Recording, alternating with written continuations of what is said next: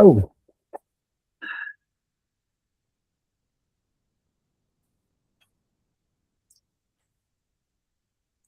am I here? You Hello? are? We can You're hear you. here. Did you put a quarter in your machine so that you stay with us for a while?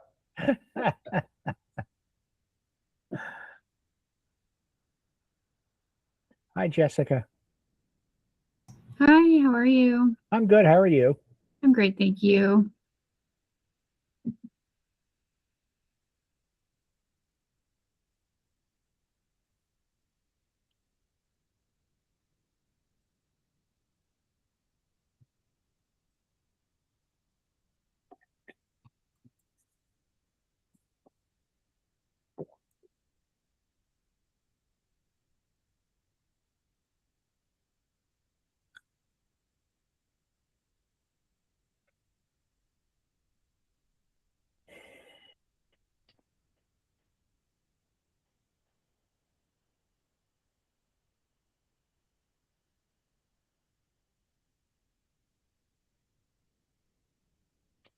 Andrew, how are you doing today?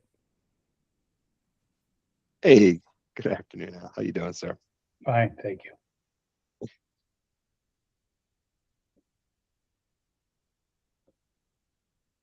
What's the temperature in Baltimore, Andrew? Oh, I see some wind blowing, so I want to say it's not like 80, 85, but some tells me we're close to that number. 90. It is 97 here in Shadyside. My goodness.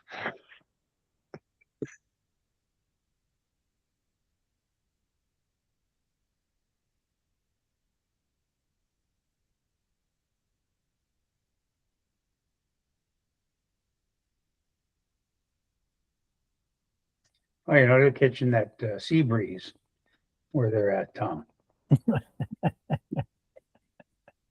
Yeah, that the good old Baltimore Harbor sea breeze. There it is. Yeah. Robert, welcome. Your mic's turned off. All right, how's that? Can you hear me? Oh, much better. Excellent, thank you. How are you guys? We're doing well, thank you. And by the way, if Jessica's ever looking for a job, I'm going to hire her because she is so good at rounding folks up. Well, we gave her a lasso and told her we want to know. I want to know if I have a quorum for meetings, and don't take no for an answer. That's it. So that's what I'm finding. Beast of burden is what I call it. I do all the stuff nobody else wants to do. Well, you have a potential career in telemarketing. Oh, Good. so Exactly. that's real thoughtful. Nobody likes a telemarketer. I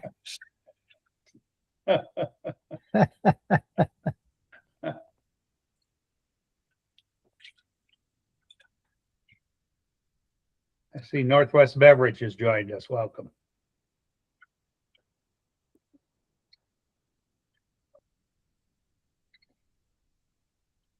All right, what time is it? Getting to be. Yeah, 2 minutes, 2 Chairman. minutes left. Yeah.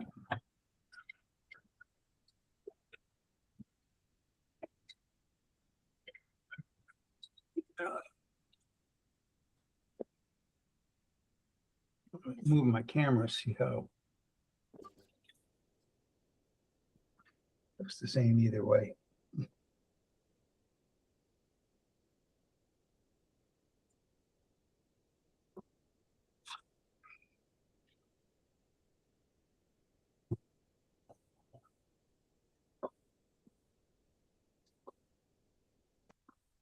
I'm pleased we got a quorum. So,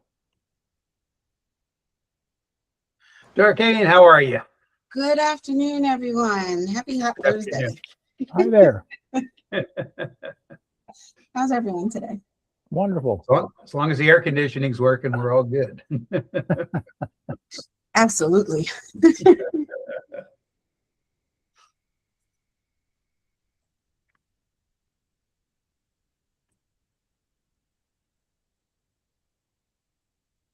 And welcome.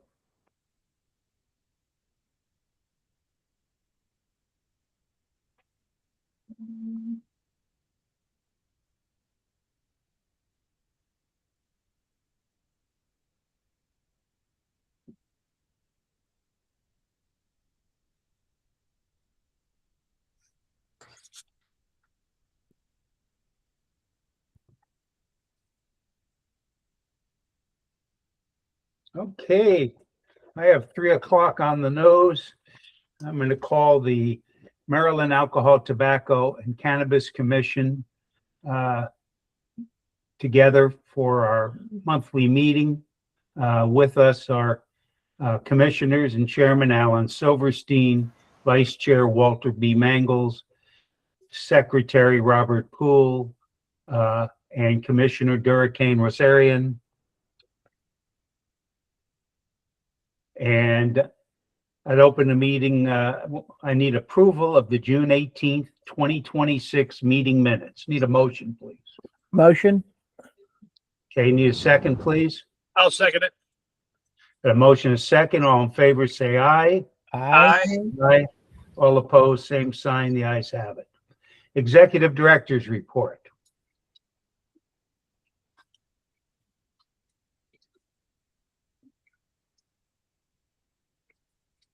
Jessica? Hey, Mr. Chair, how you doing? Good afternoon, Mr. Chair. Good afternoon, Thomas. Commissioners. Jeff is getting online. He had some camera issues, so I can hear him in the other room. He's coming online in 1 second. Well, that's good. Thank you, Tom. Appreciate it. I understand those.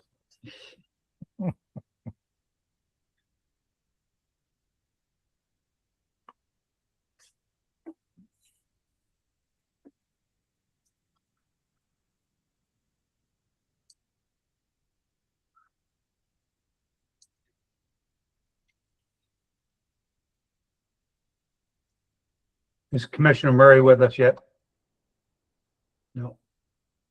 Jeff, welcome.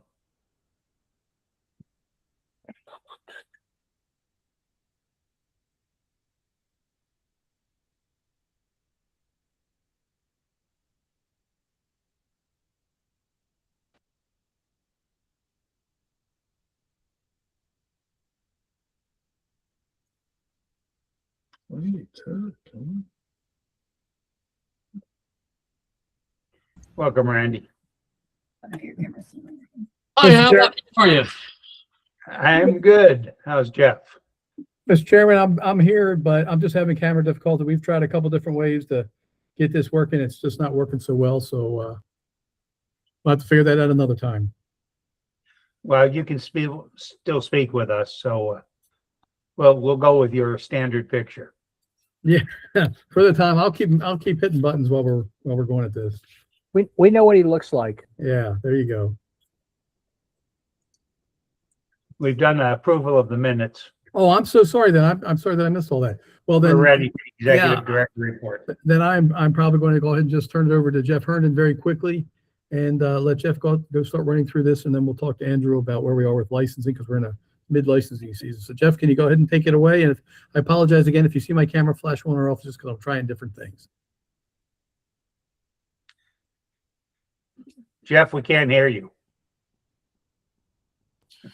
I bet you can hear me now. Yes, we can. That always works better when the mic is on. So, all right, well, now that it's a July meeting, we get the report out on our end of fiscal year for last year, having wrapped up in June. So we have those numbers for you for a field enforcement report with our inspections. We had retail alcohol inspections. We did 2,390. The tobacco inspections, we did 3,546. Unlicensed cannabis investigation locations or checks, 3,226. So agents were busy because that's done with the enforcement group of 24 field agents and 6 supervisors. The reportable incidents, they had 700 violations that were charged. 365 of those received the actual charging, and then seizures with OTP had 367,544. Cigarettes, over 18,000 packs of cigarettes with either no stamps or counterfeit tax stamps fixed to them. Beer and wine, they seized 465 containers of that. Liquor, 3,181 containers.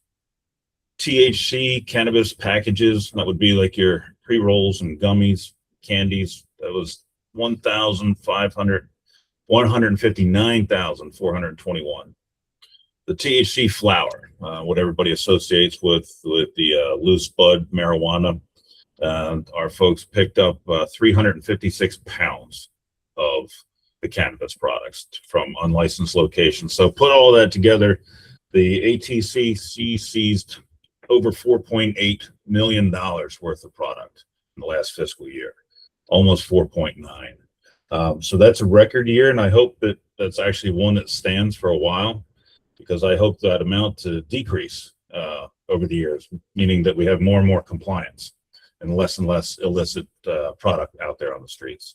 So that wraps us up for the field enforcement for the fiscal year. So I'll turn it back over. Hey, thanks, Jeff. Just want to ask you about something while I got you still. First of all, the almost 4.9 million, is that all just THC product, not including the alcohol and tobacco product, or is that cumulative of all the product that we've seized over the year? That's all the products together. You Gotcha. can separate about 1 million of that would be the cigarettes, tobacco, and OTP products, but it would be about 3.8 million was the cannabis products. And I want to just correct me if I make a mistake in what I'm about to say. This is going to be about our most recent action, and seizing, amongst other things, THC related, were some containers of kratom, which, as you may know, as all the commissioners know, is now in our stable of products that we take a certain enforcement action on. And then most recently, we seized some amount of kratom as well. And what I wanted to say about it, and then Jeff, if there's anything to fill in, you please can. But what's amazing is, I guess, potentially how powerful this stuff is. The individual containers, we sold more than a container, but the individual containers for sale are about a ½ inch wide. There's little cylinders, little bottles, cylindrical shape, about a ½ inch wide and maybe 1.5 inches tall. And that's 2 servings inside of that. And the only thing that tells you the difference between 1 serving and 2 is a little line that's put on the label, and the plastic label wrapping on the outside says, consume this much for 1 serving and the other part for a 2nd serving. Seems like it's pretty strong and pretty powerful stuff. And the labeling is kind of weird, because that's part of the law now, is how it's labeled. If it isn't proper, then we can take it. And if there's just, even in general terms, advertising about it, we can take it. So this was the first case. And Jeff, I don't know if there's anything more to say on it. We're really feeling our way through this now. We're starting to get a pretty good grasp on the product and what it's allowed to be and what it's allowed to look like. But this is the first one. I suspect there'll be many. Hey, Jeff, Yeah, we're good. Jeff, where was that manufactured? Pardon me. Oh, It's out of a company out of Florida. Is it manufactured in China? I don't know. I mean, I'm looking at the label of one. It's from California, which could indicate it came in through Long Beach or so, perhaps. I don't really know, because it doesn't indicate that. Yeah, what I've seen on that, it's extraordinarily dangerous. Yeah. Yes. This brand name, and Commissioner Poole, just in case if you happen to know it, the brand name is OPMS, all just letters with a dot, with a period in after each letter. So probably 4 words, but OPMS Black Liquid Kratom, and it's a black plastic wrapped container. And again, the cylinder is really maybe 1.5 inches tall and about a ½ inch in diameter. It's very, very small, but appears to be very, very powerful. I don't have the article at my fingertips. However, the Wall Street Journal did a pretty extensive article on that product, and it's extraordinarily addictive and extraordinarily dangerous. Yeah. You know, at the risk of advertising television shows, someone found, one of our colleagues, I think it might have been Tom, found on a show called, I think it's John Oliver's Last Week or something. It's a comedy show.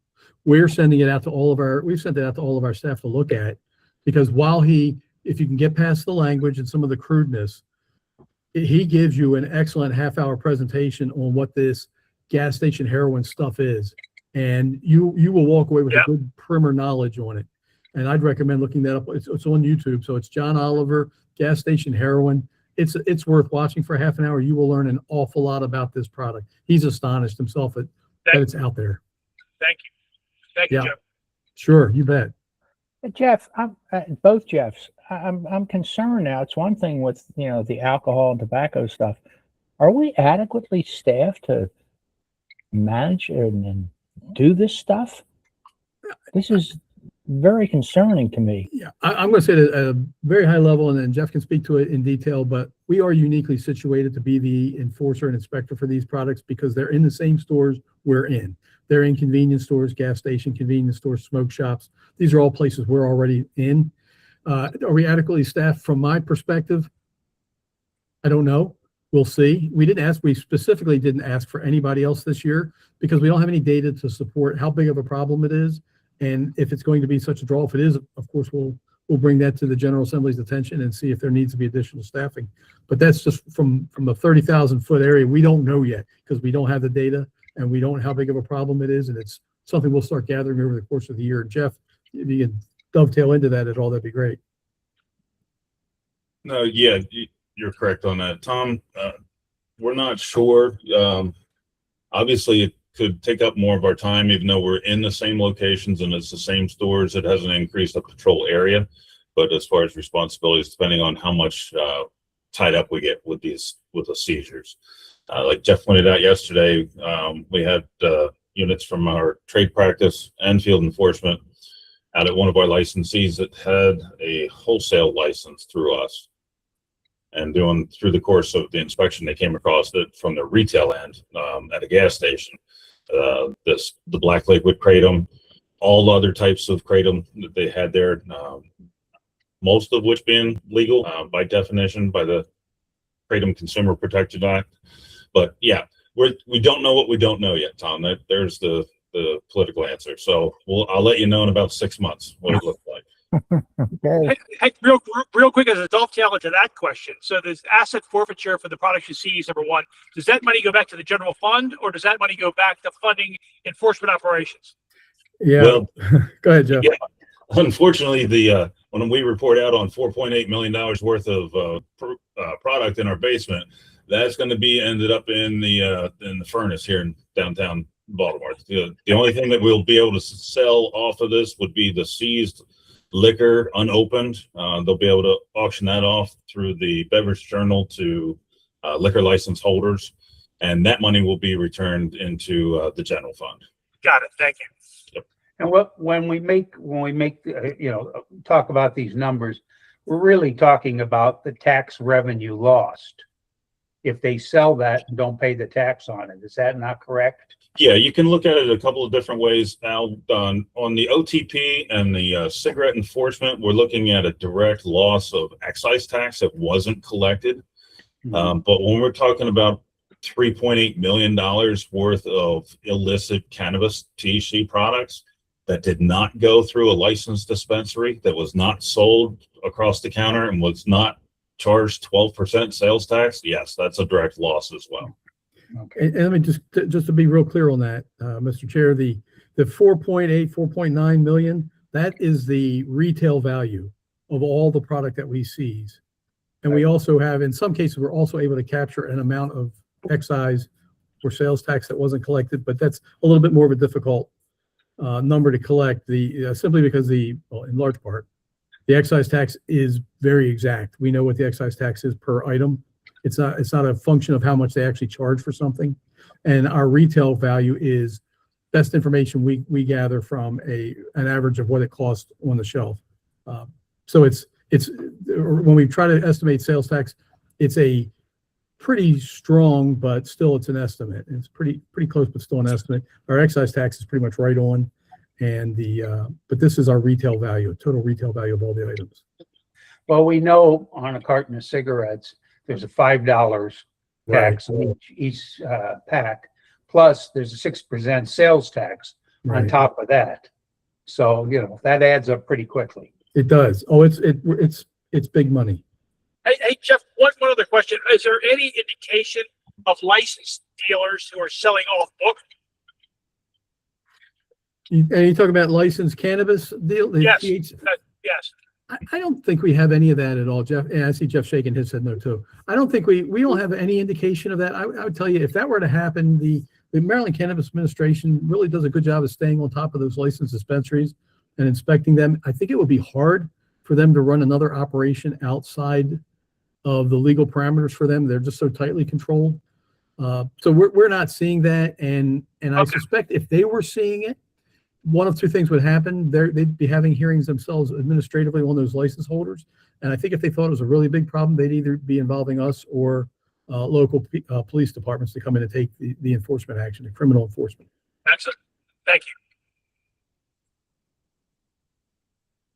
you. Okay. Any other questions or comments on the field enforcement report? No, but thank you. It's good to be able to ask the questions. and Yeah. get the answers. I appreciate that. I love the interaction. I appreciate that. And gives us a chance to talk a little bit about what we do. If I could, then I'd like to move over to Andrew Waters for our licensing update. We're in the midst of it all. Hey, good afternoon, everybody. Just wrapped up our June renewals for our direct wine shippers. These are some out of state, some in state permits that allow the shipment of wine. Finished with about a 90% renewal rate, which is excellent for us, especially that extra 10% can be a slew of things, businesses closing, a number of things. So we're happy with that number. As we end fiscal year 26, or as it is ended, we have issued 2,265 new licenses and permits. That is a majority, at least about 34% of solicitors, I think about 17% of public transportation permits. These are our everyday permits, but a lot of new licenses, not new permits. So we're excited for what FY27 brings. Also, as far as Jeff Herndon alluded to, the trade practice compliance inspections, we've finished about 300 inspections this year of our licensees. This is our first year sort of conducting these inspections, and they've produced a lot of good results, both in terms of education and finding things that need to be corrected. Last thing I have for you, as we are moving and tabulating all of our numbers for FY26, we have some notices going out to our manufacturers about their reporting requirements. We'll be building those reports and should have them all wrapped up by the end of the calendar year. That's it. Yeah, it's a busy reporting time. It's getting ready to be a busy reporting time for us. So, okay, Andrew, thank you very much. One question, Andrew. Most of your renewals and new licenses are strictly coming online. Is that not correct? Absolutely. Almost our entire sort of license intake has shifted away from the physical mail and is almost entirely in one stop. We do get an occasional application in paper form, but overwhelming majority is all online now. So we're pretty excited about that. Andrew, are we going to have, or do we have any schedule for any like in-person meetings, training seminars for the stakeholders that we've had in the past? That is certainly something that we with Lou and his group, your group. That is certainly something that we want to formalize more and perhaps host here at the office. We do still conduct trainings generally at the location of the licensee. A couple of us will go out, answer questions. We frequently go with various wholesalers that request us to do sort of like an impromptu Q&A for their employees. So that does occur, but you're right. I do want to sort of formalize it where licensees can come to our offices and take a class with us. Yeah, just weighing on that a little bit. I love the idea. We used to be years ago, a requirement to getting your license was coming into Annapolis and going through a little class on trade practices, what's your license, what the scope of it was, how you interact, and we'd have some of the tax reporting people there as well from the comptroller's office would say, this is what you're obligated for tax purposes. COVID stopped a lot of that initially, just for all the obvious reasons. And now it's maybe not as easy because people don't expect to have to travel to come and get this information, and virtual may be a way to do it. But I am quite confident that we will be picking back up on those kind of training programs. Really, I want to get back to the point where it's part of the requirement to get your licenses. The last step is we talk to you about trade practices, the scope of your license, and your reporting requirements. Yep. Good. Great. Yeah. Any other questions? Mr. Chair, that's our report for the month. Does anybody who is tuned in with us have any questions that they would like to ask to the staff? Do we have any new business? If not, I'd ask for a motion of adjournment. Mr. Chair, I see Jessica has her hand up. Sorry, Jeff. I was trying to help Jeff with the camera at the beginning, and I just wanted to confirm that you voted to approve the minutes at the beginning. At the beginning? Yeah. Yes, we had a Oh, motion by Commissioner Mangles. We had a second by Commissioner Poole, and it was a unanimous vote. Okay, thanks. I just missed it, so I just wanted to make sure we got that. Okay. All right, I need a motion for adjournment, please. I think I may have seen a question pop up as well. in Oh, is there a question? Chat. Oh, Yeah. and I see Commissioner Murray. Welcome. Um, Who has a question? It is posted in the chat. Has the commission compared Maryland wine spirits regulations to other states and countries, as is your mandate, particularly versus the 35 other non-controlled states, to ensure Maryland alcohol-related businesses are not at a disadvantage or modernized to keep up to with national trends? Thank you. Jeff? So I'd say not in any formal manner. We are constantly looking at new things as we become aware of them, but we haven't undergone any specific study which I think is maybe what you're asking for. We have not done that. I don't know when or if we would be able to do something that formal. I'd say a big part of that is we've spent the last 3 years just becoming who we are now. Which was a handful of people that left the comptroller's office to being 4 individual divisions with different areas of responsibility, soup to nuts, solely responsible for ourselves. And that doesn't mean anything to anybody, except internally it does to us, because we've come a long way. I don't know when or if that would become any kind of a formal study would become that. But when you say it's our mandate, I'd say it's one of several things the commission's asked to do. So it's not just solely or uniquely one thing, but it's a mix of a variety of things. I really can't give you a better answer than that. Okay. Hey, Jeff, maybe Tom? we can like discuss that, later on to make sure we're doing what we need to do, right? Commissioner Mangles, Tom Akris has a question. I think that's fair. I just wanted to comment, back in 2022, and Commissioner Mangles and Mr. Chair, the ATC then undertook a modernization review of its rules and regulations. And Chair Silverstein, you were there at the kickoff meeting. And so collectively, we took a hard look, and this was something led by Executive Director Kelly, to take a look at some of the regulations to modernize those regulations. And so, to the point that Jeff had made earlier, we're always in the process of looking at these things. And based on actually those conversations, we did release new regulations back in 24 to update and modernize. And as a result of those regulations, one of the things that occurred because of those conversations were the new one-stop licensing platform that we had now. That was a big concern raised by the manufacturers. So while in our new iteration of being ATCC, we're still kind of finding our footing in terms of looking at our regulatory authority, we've been conscious of updating our regulations and looking at other states when we're updating those regulations. Yeah, thanks. Thank you for the background, Tom. Okay, any other questions?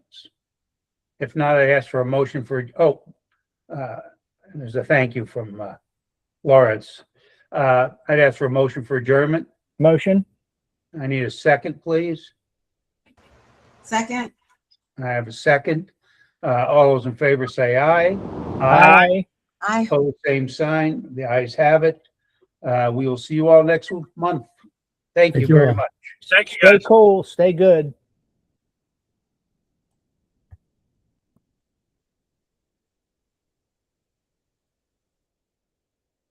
This is- I mean,